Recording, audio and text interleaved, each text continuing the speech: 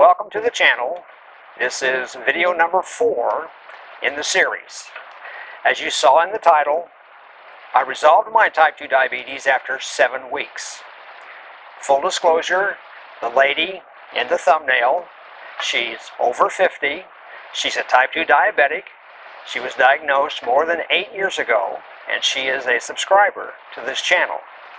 She just demonstrates that you can be a type 2 diabetic and still be in great shape. I resolved my type 2 diabetes in 7 weeks. Once I could prove it, I published this paper. Now you can have access to this paper. I'll leave a link in the description below. I'll also put a link to the previous videos in this series. Today, let's talk about what a diabetic has to deal with when they're shopping at the grocery store. The nutrition facts label.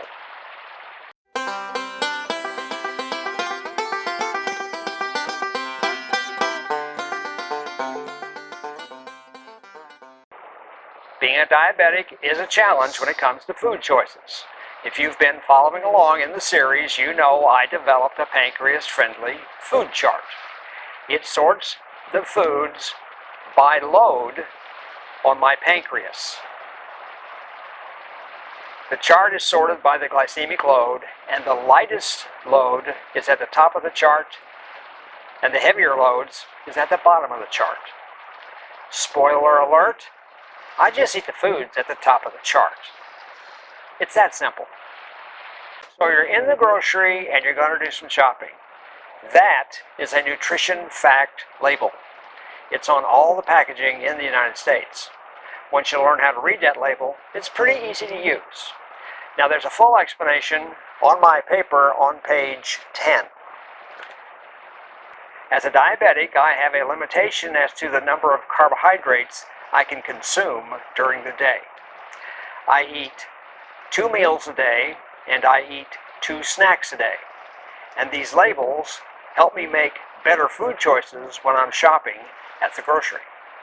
There are as many as 12 items listed on this label, but you only really need to understand 2 of them.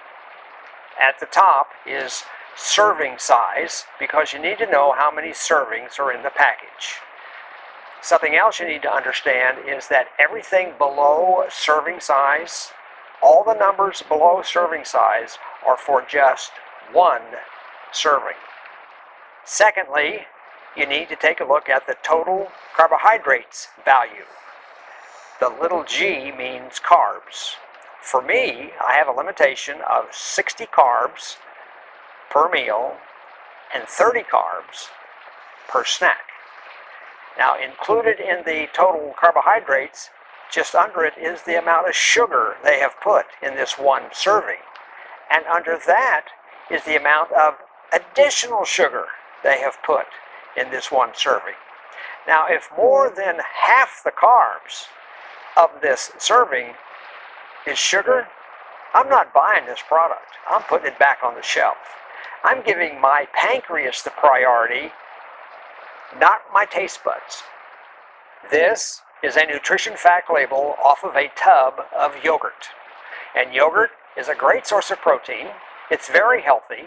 It's a dairy product. But look what they do to it. Serving size is 3/4 of a cup, about 6 ounces. And there are 13 servings in this tub. That's about a half a gallon of yogurt. Total carbohydrates is 29. The sugar is 23. 8 grams of sugar, then they add another 15 grams of sugar per serving.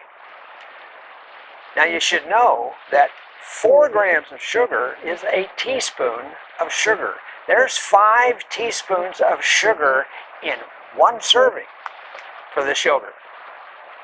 This goes back on the shelf. My pancreas is never going to know about this brand.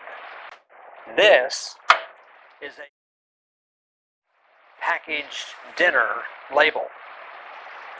It says the serving size is 1 cup, 8 ounces.